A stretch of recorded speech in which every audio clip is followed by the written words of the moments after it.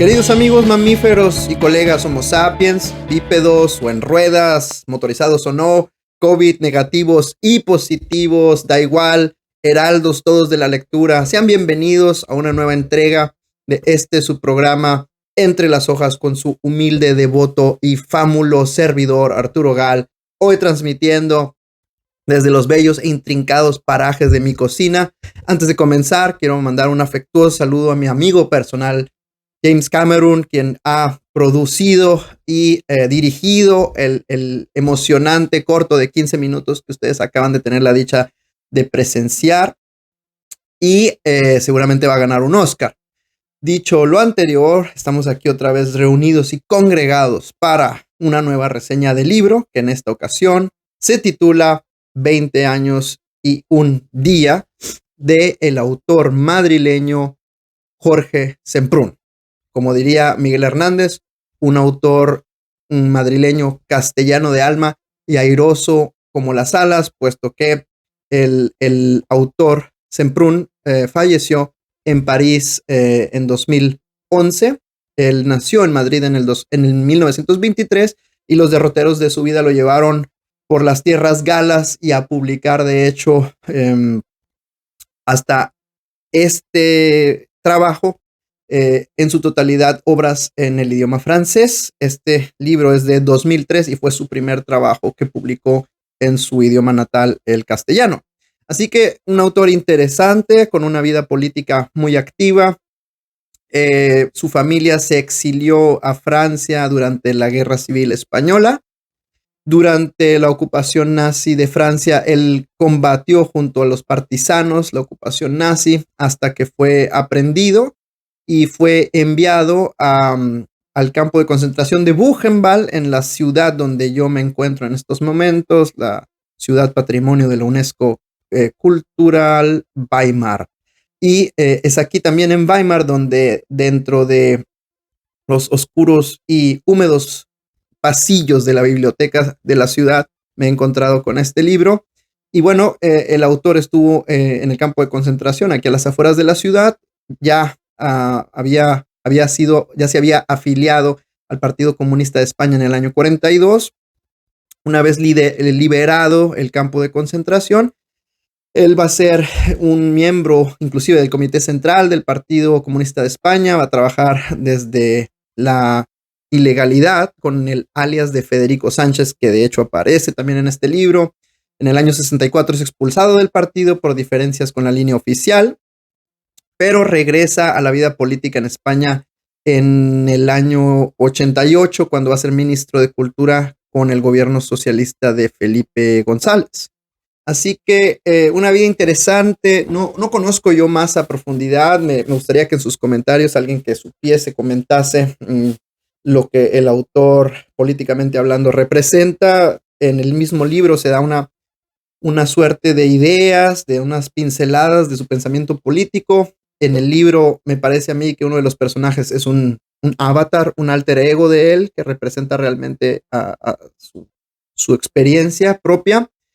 Y bueno, vamos a entrar de lleno al libro.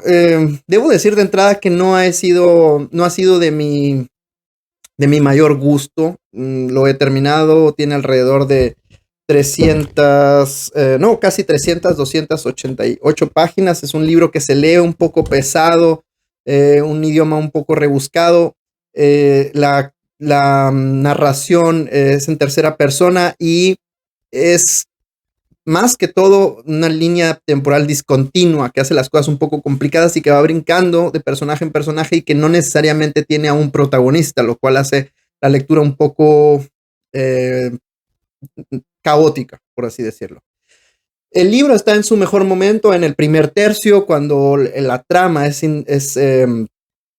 presentada, cuando los primeros personajes aparecen, pero después como que se pierde un tanto.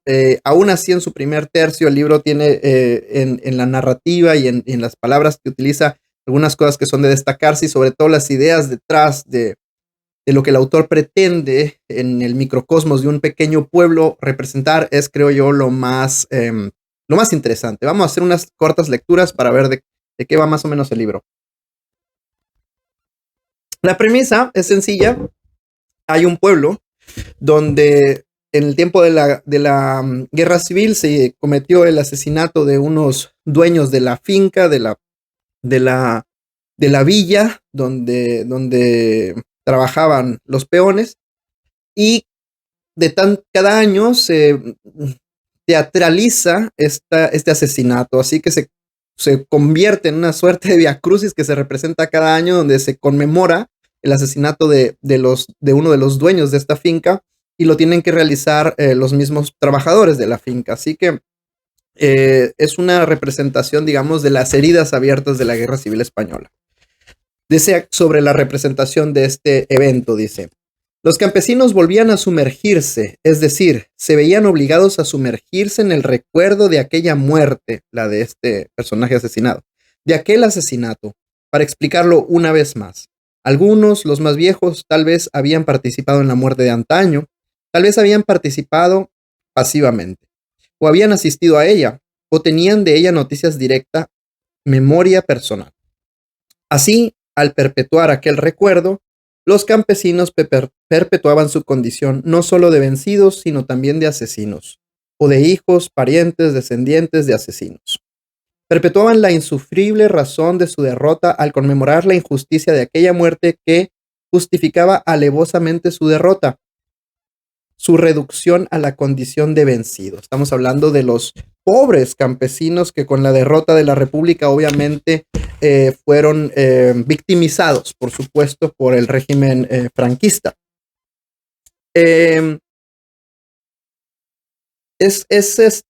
bastante interesante que no solo se pierde la propiedad de la familia a un nuevo dueño una vez que es asesinado, sino que también la pareja de la víctima pasa a ser casi la propiedad del nuevo dueño.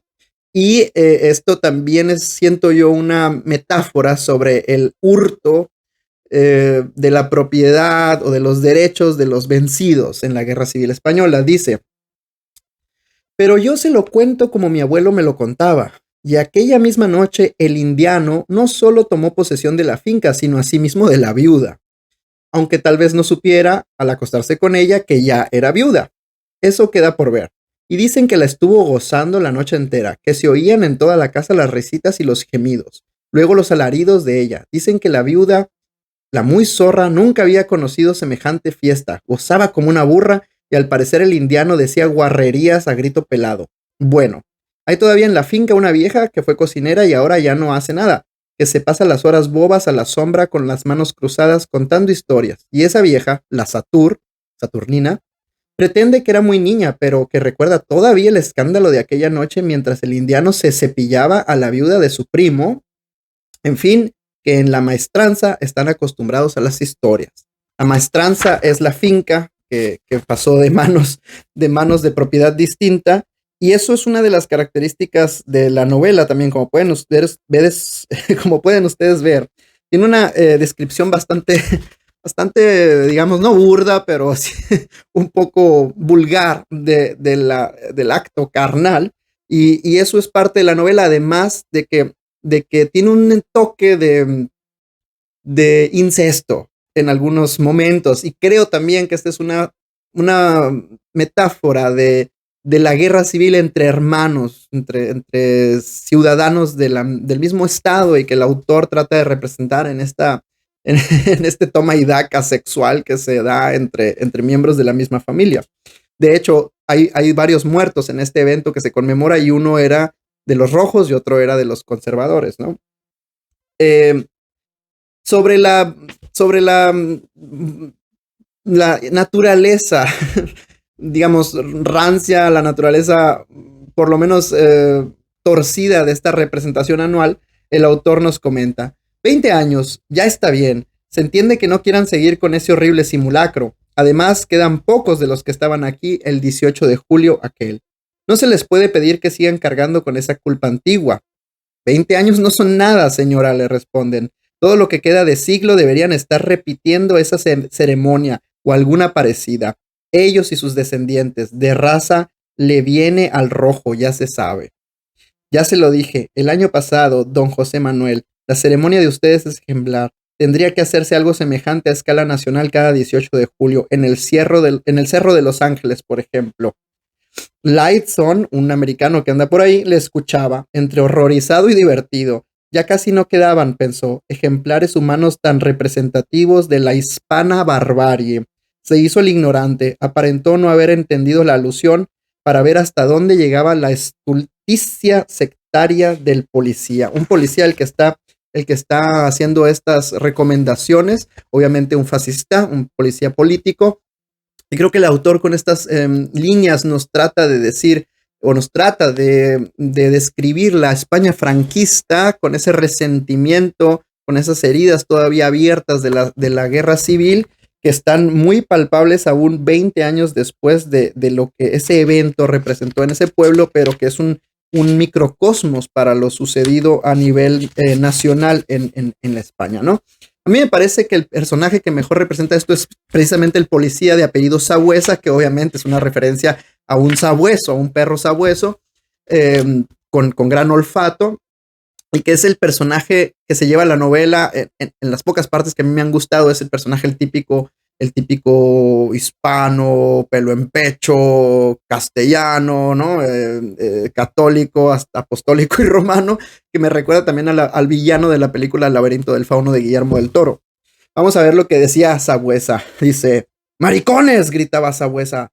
Todos los que aceptan casarse con una mujer que ya no es doncella, entiéndase virgen, son maricones, aunque no lo sepan, aunque no se lo crean. Tío, maricones, maricones perdidos, en el coño de la mujer solo los pone cachondos la huella, el rastro del miembro que la ha desvirgado.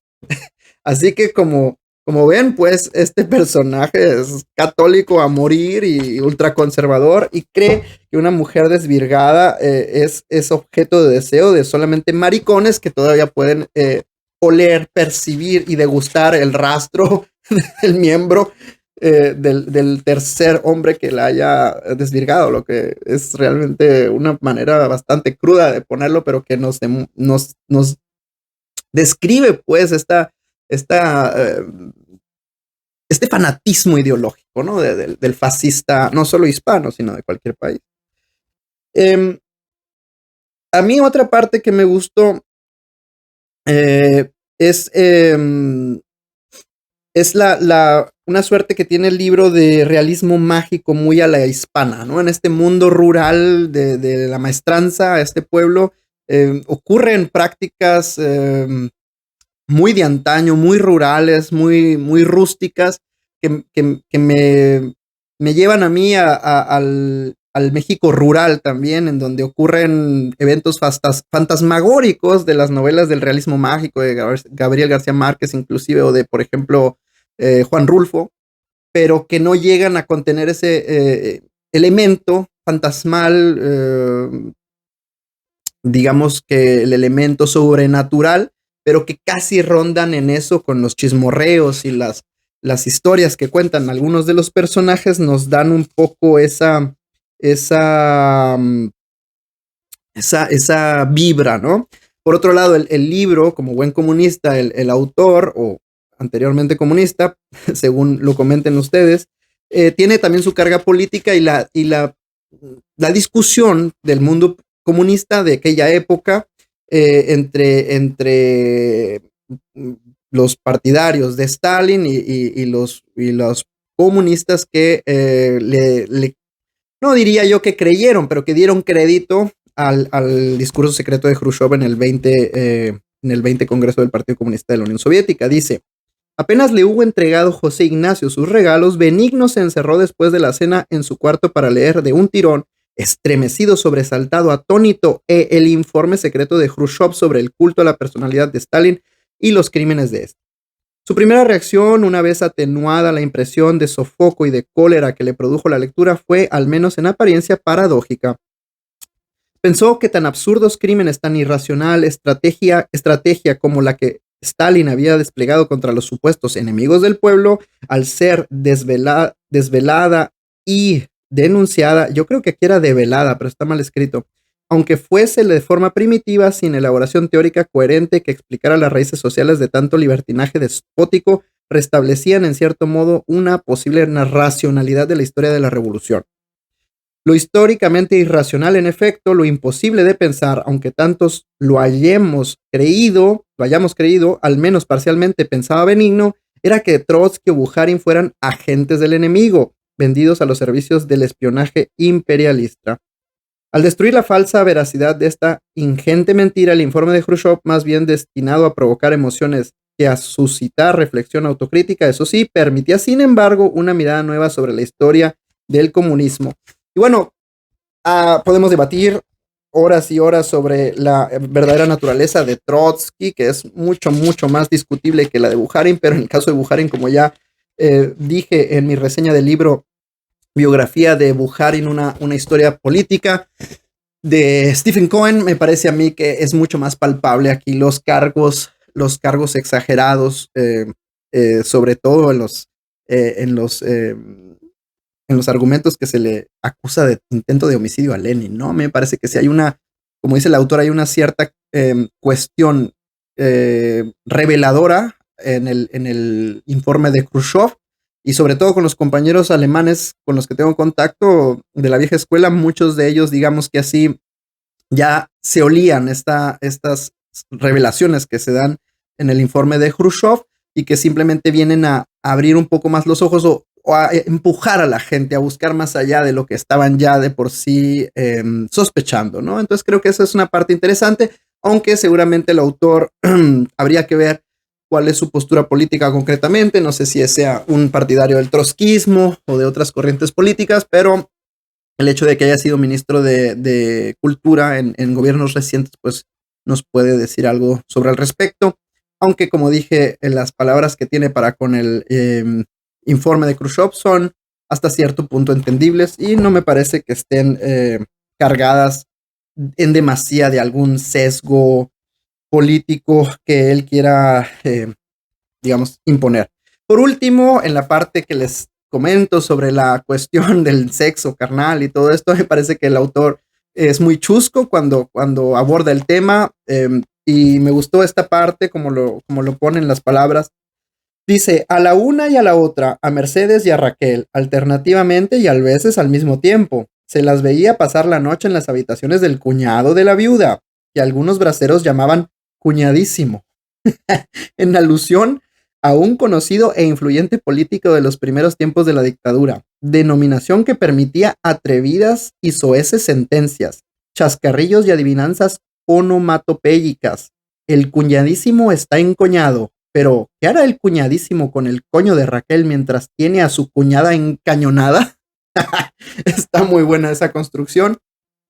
Y bueno, el libro, como dije, no lleva mucho, la historia no avanza mucha. El comisario Sabuesa está buscando a los infiltrados, a los miembros clandestinos del Partido Comunista de España en la España rural, en la maestranza. La Via Crucis esta anual de la representación del asesinato de este personaje de hace 20 años se sigue realizando, y el año en el que está el reportero americano investigando la situación que ocurrió hace 20 años también será el último año en que van a conmemorarlo de esta forma, porque los restos van a ser movidos a otro cementerio.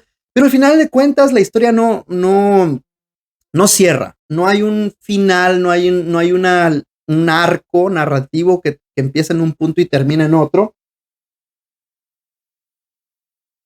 Discúlpenme, pero estoy acompañado aquí de una rubia de curvas peligrosas y hay que ponerle atención. Como dije, el arco narrativo no termina de cerrar, y esto no es ningún problema. Hay muchas historias, muchas grandes novelas que parecen no avanzar y no llegar a ningún lado. Sin embargo, la narración y los eventos que se describen son capturan a uno de una forma que no es necesario, pero en esta novela siento yo que no ocurre lo mismo.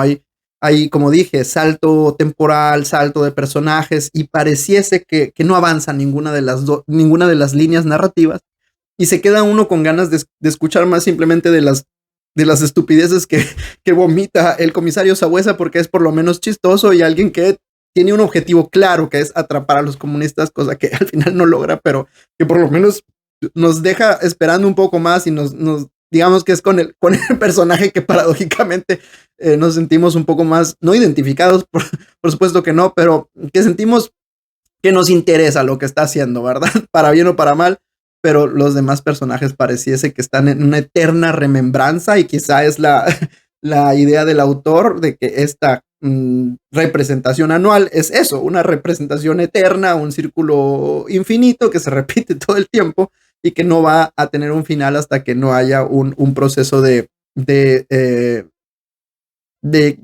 quedar a gusto con la historia misma en el grado colectivo del pueblo español, ¿no? O de los pueblos de España. Entonces, quizás si esa fue la intención, parece que lo logra el autor. Si no, pues bueno, así lo interpreto yo. Y bueno, un saludo, esto fue todo por hoy. Espero que se suscriban al canal y que estén atentos a las nuevas reseñas. Hasta luego.